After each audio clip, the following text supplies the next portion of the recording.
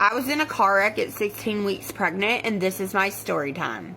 Let's take you back to April 27th of 2019. Hate that day for so many reasons.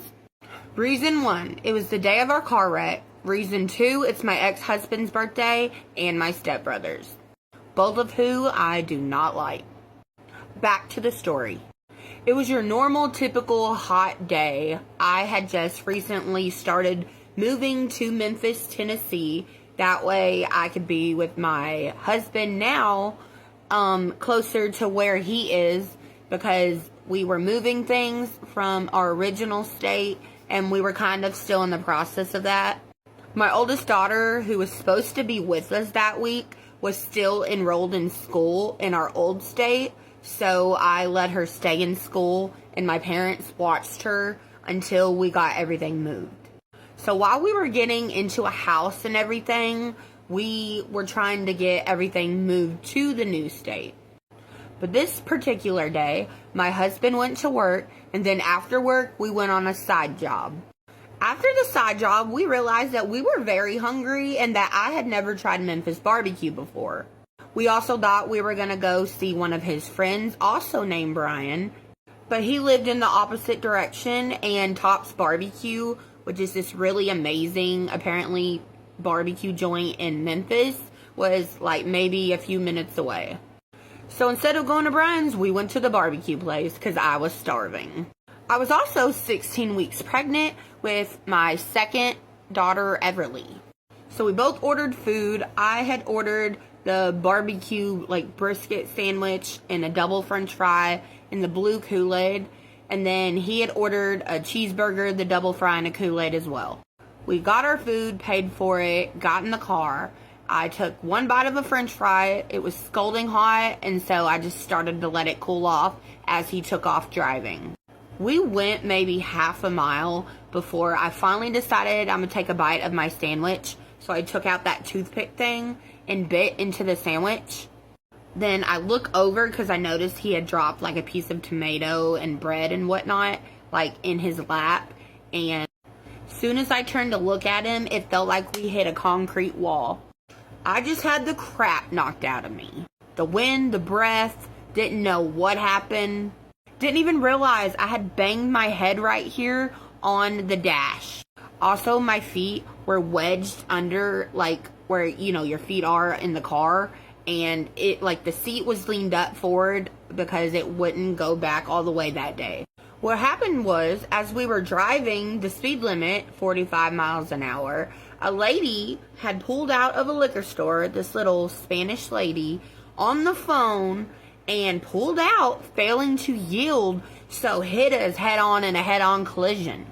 I remember coming to and looking over, and my husband was just laid on the dash, where the steering wheel was, sort of the dash part too, and he was knocked out. Took him a few minutes to come to. There was blood everywhere.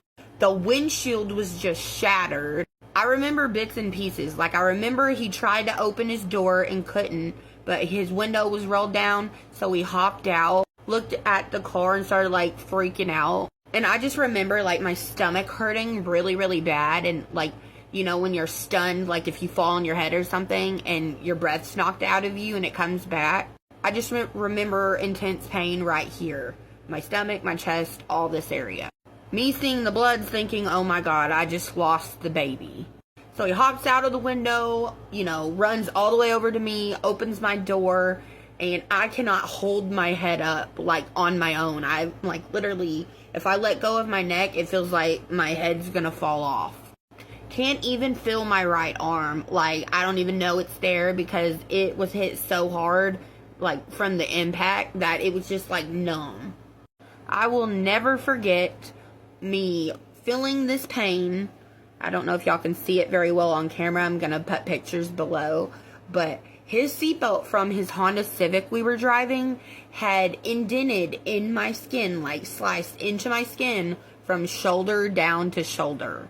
I remember him freaking out and a lady opening the door trying to offer me water, and I'm just I don't know what's going on. I don't want nothing to drink.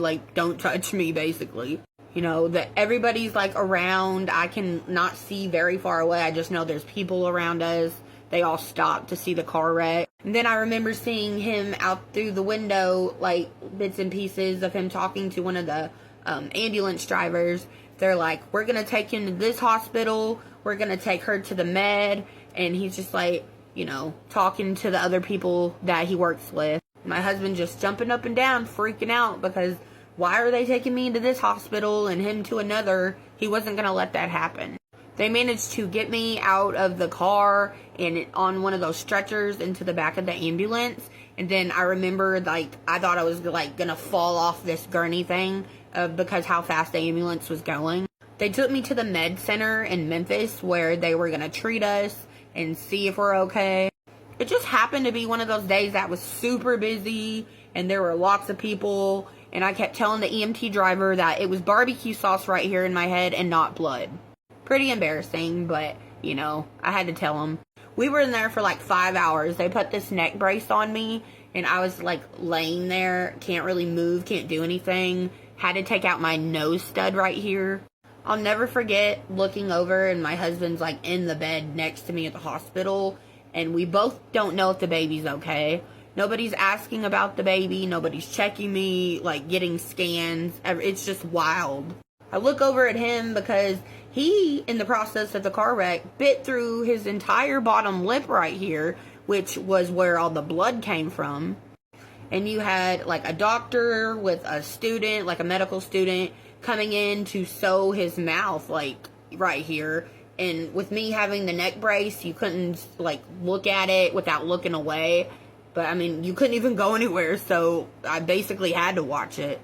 So yeah, I watched them sew his right here shut, and he was just in pain, and it was just like the craziest thing I've ever seen in my life. After about 5 hours, they finally scanned me, and I was bruised from like head to toe.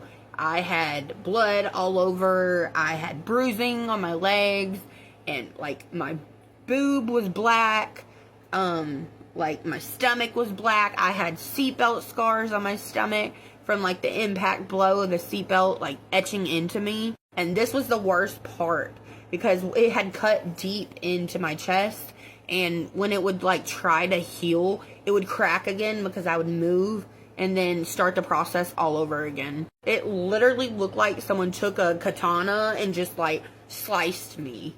I couldn't even feel like the baby kicking or like anything like that, you know, the fluttering, I should say. Because I'm only 16 weeks, but you can feel like little flutters. Yeah, I couldn't feel any of that. So I told the doctors, hey, check me like now. Because they were just in a rush. And we stayed there till maybe like midnight. And this wreck happened at like maybe 2 or 3 in the afternoon. Since we were moving down to Memphis, we didn't really have anybody besides his mom 30 minutes away. Or our friend Wayne that we had helping stay with us sometimes, or we stayed with him. So he came and got us after work, thank God, because we had nobody else to help us, and I was just so sore, and we had to go home. Me getting up after laying there for hours, and like the whiplash hurt so bad, I didn't feel like they should have took that neck brace off of me, but they did. We went home, and we laid in bed for 2 weeks. He didn't go to work. I had to force myself to even move to go get groceries because we didn't have nothing in the house.